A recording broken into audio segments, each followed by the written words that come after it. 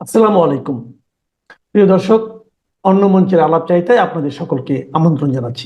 রাজনীতি হঠাৎই যেন থমকে গেছে, আর যে জায়গাটায় থমকে গেছে সে জায়গাটা হলো নিউ ইয়র্ক। জাতিসংঘের সম্মেলনে গেছেন সদল বলে মোহাম্মদ ইউনূস, এবং তাকে যথাযোগ্য স্বাগত জানাতে ছুটে আসছে আওয়ামী লীগের সদস্য সমর্থকরা ডিম টমেটো নিয়ে। এই খবরে নজর বাংলাদেশের মেইন স্ট্রিম ও সোশ্যাল মিডিয়া সবার। এছাড়া কোনো দিকে কারো যেন নজরই নেই। এমনকি যে সেনাপ্রধান প্রায় নিয়ম করে নিউজের হেডলাইনে থাকেন তারও কোনো খবর নেই। সেনাপ্রধান যেন হঠাৎই খুব বেশি চুপ করে গেছেন। তার কথাবার্তা, কোথায় আছেন, কি করছেন বিশেষ শোনা যাচ্ছে না।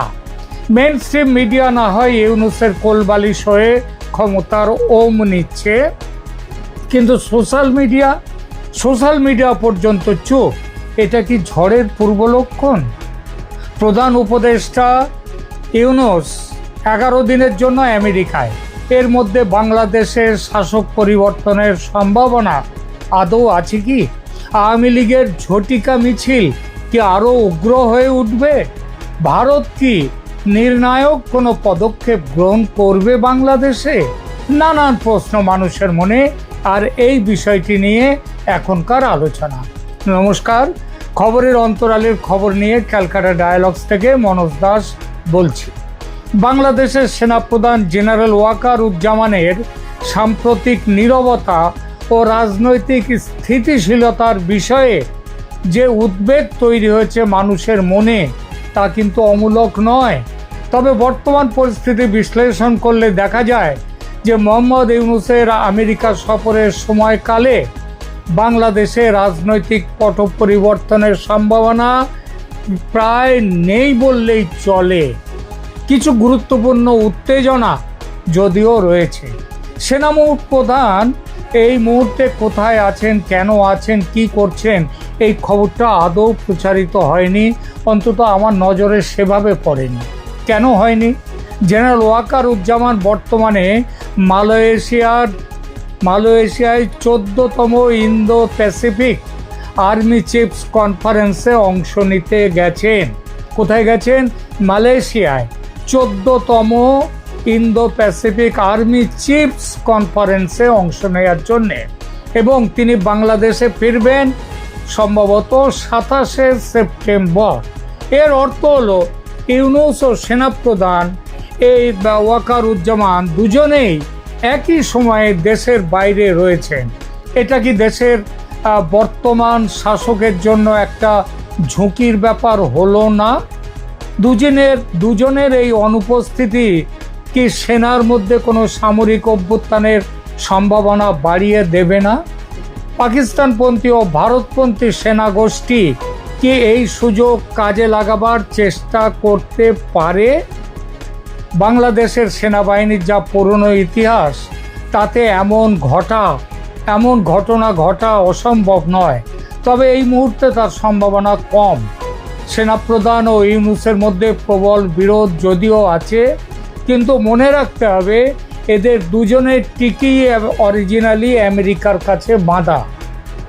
তবু যে দুজনের ঝগড়াঝাঁটি, সেসব অনেকটাই হচ্ছে কৌশলগত। তবু চিরস্থায়ী দাসত্ব বলে যেহেতু কিছু নেই, এবং রাজনীতিতেও তো একদমই নেই, তাই সেনাপ্রধানের সামনে অন্য কিছু বিকল্প বা অন্য কোনো কিছু অপশান আছে। তার একটা হলো ভারতের কাছাকাছি হওয়া এবং তার ফলশ্রুতিতে আওয়ামী লীগের পুনর্বাসনের ব্যবস্থা করা। কারণ ভারত চায় বাংলাদেশের রাজনীতিতে আওয়ামী লীগ ফিরে আসুক। এই ব্যাপারে সেনাপ্রধান যে কিছুটা হলেও মাঠে নেমেছেন, তার প্রমাণ তো কয়েক মাস আগে দিয়েছেন মার্জিনা আবদাল্লাহ নয়, সার্জিস আলম ও হাসনাত আবদাল্লাহ। আগেই বলেছি ওয়াকারুজ্জামান মালয়েশিয়া গেছেন 14তম ইন্দো প্যাসিফিক আর্মি চিফস কনফারেন্সে অংশ নেয়ার জন্যে। একই সঙ্গে তিনি 49তম Indo Pacific army management seminar, যেটার নাম হচ্ছে Indo Pacific army management seminar IPAMS, এবং 11তম সিনিয়র এনলিস্টেড ফোরাম, যার সংক্ষিপ্ত কথা হচ্ছে SELF, সিনিয়র এনলিস্টেড ফোরাম, এর সম্মেলনে থাকবেন তিনি। এই যে সম্মেলনগুলো হবে, এর মূল আয়োজক কিন্তু আমেরিকা যুক্তরাষ্ট্র, মার্কিন যুক্তরাষ্ট্র। কেন এর উদ্যোগ নিয়েছিল আমেরিকা? মার্কিন যুক্তরাষ্ট্রের আর্মি প্রশান্ত মহাসাগরীয় কমান্ড IPACC তার প্রধান উদ্যোক্তা, যারা 1999 সাল থেকে এটি দ্বিবার্ষিক ভিত্তিতে আয়োজন করে আসছে। প্রতিবারই একটি সহ আয়োজক দেশ থাকে, এবার সেই দায়িত্ব নিয়েছে মালয়েশিয়া। পৃথিবীর 28টা দেশ এই সম্মেলনে অংশগ্রহণ করবে বলে প্রত্যাশা, যদিও সকল অংশগ্রহণকারী দেশের সম্পূর্ণ তালিকা এখনো পাওয়া যায়নি। তবে পূর্ববর্তী সম্মেলনগুলো সেখানে যারা অংশ নিয়েছে তাদের ভিত্তিতে এবারও কারা অংশ নেবে সেগুলো বলা যায়। নিশ্চিত অংশগ্রহণকারী দেশ হিসেবে থাকছে বাংলাদেশ, আর মার্কিন যুক্তরাষ্ট্র তো এর আয়োজক, মালয়েশিয়া সহ আয়োজক, Bharat, Nepal, Australia, New Zealand, Fiji, Japan, দক্ষিণ Korea, Philippines, Thailand, Singapore, Indonesia, Vietnam, Sri Lanka, মালদ্বীপ, ব্রুনাই, ফ্রান্স, যুক্তরাজ্য প্রশান্ত মহাসাগরীয় অঞ্চলে উপস্থিতির কারণে, এছাড়া কানাডা। এই সম্মেলনের অপ্রকাশিত কিন্তু সবচেয়ে গুরুত্বপূর্ণ যে উদ্দেশ্য, এটা স্পষ্ট করে বলা নেই, কিন্তু এটাই হচ্ছে আসল উদ্দেশ্য। সেটা হলো দক্ষিণ চীন সাগরে চীনের ক্রমবর্ধমান আগ্রাসনের বিরুদ্ধে একটি সমন্বিত কৌশল গড়ে তোলা। অর্থাৎ মূলত এই সম্মেলন হচ্ছে চীন বিরোধী, যেখানে যাচ্ছেন ওয়াকারুজ্জামান। এছাড়া এই অঞ্চলের দেশগুলোর মধ্যে প্রতিরক্ষা সহযোগিতা বৃদ্ধি করে চীনা প্রভাব প্রতিরোধ করা, সেটা হচ্ছে এর উদ্দেশ্য।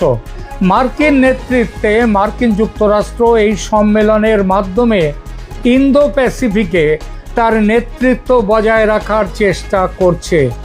IPACC ইন্দো প্যাসিফিক অঞ্চলের সবচেয়ে গুরুত্বপূর্ণ সামরিক কূটনৈতিক মঞ্চগুলোর একটা, যেখানে স্থল বাহিনীর নেতারা আঞ্চলিক নিরাপত্তা ও স্থিতিশীলতার বিষয়ে আলোচনা করেন এবং এবারও করবেন।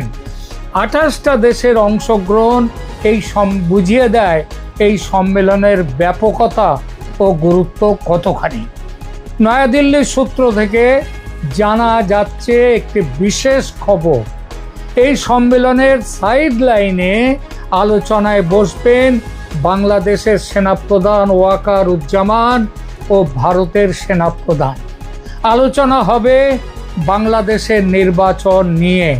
সেই নির্বাচনে আওয়ামী লীগের অংশগ্রহণ কি হবে, কেমনভাবে হবে, এই বিষয়গুলো ওয়াকারুজ্জামানের কাছ থেকে পরিষ্কার করে নেবেন, পরিষ্কার করে তাকে বুঝিয়েও দেবেন ভারতের সেনাপ্রধান। এবং নির্বাচনে কিভাবে নির্বাচন ফ্রি অ্যান্ড ফেয়ার হবে সেসব নিয়েও আলোচনা চলবে।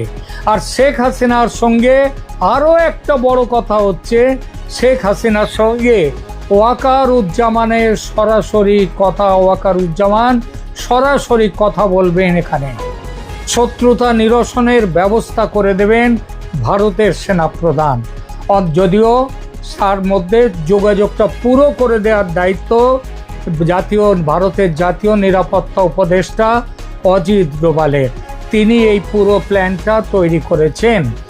এবং এই যে শেখ হাসিনার সঙ্গে ওয়াকারুজ্জামানের সরাসরি কথা বলা হবে, তার উদ্দেশ্য হচ্ছে শত্রুতা দূর করা, on the basis of forgive and forget. যা হয়েছে ভুলে যান, ক্ষমা করুন, এই হবে মোদ্দা বার্তা।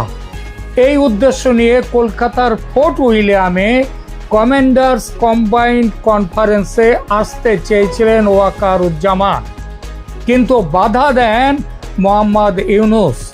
এবার সেই উদ্দেশ্য পূরণ হবে, বাংলা সেনা প্রধানের শেখ হাসিনার সঙ্গেও কথা বলবেন এবং ওই কমান্ডার্স কম্বাইন্ড কনফারেন্সে যে কথা হওয়ার কথা ছিল, যে কথাগুলো তার বলার ছিল, সেগুলো এবারে তিনি বলবেন।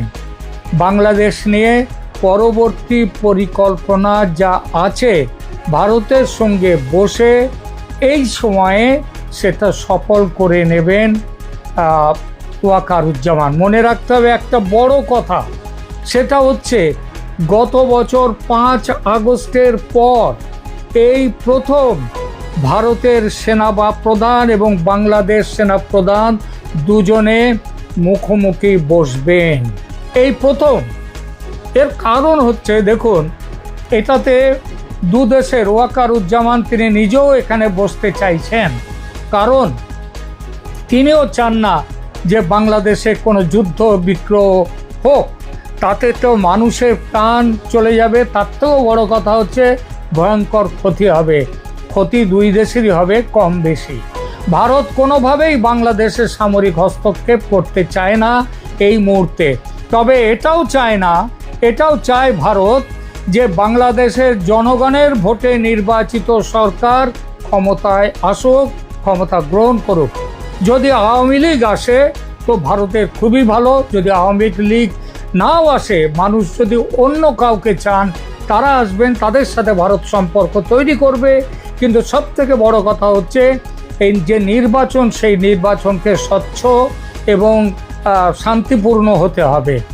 এবং ভারতীয় গোয়েন্দাদের খবর যদিও যে স্বচ্ছ নির্বাচন হলে শেখ হাসিনার ক্ষমতায় প্রত্যাবর্তন বিপুলভাবে সুনিশ্চিত।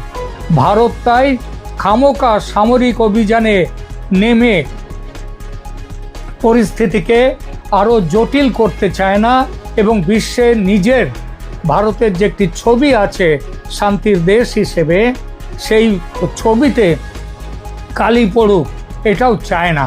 ভারতের স্ট্র্যাটেজি তাই যতভাবে চাপ দিয়ে সম্ভব একটা স্বচ্ছ অন্তর্ভুক্তিমূলক নির্বাচনের ব্যবস্থা করা।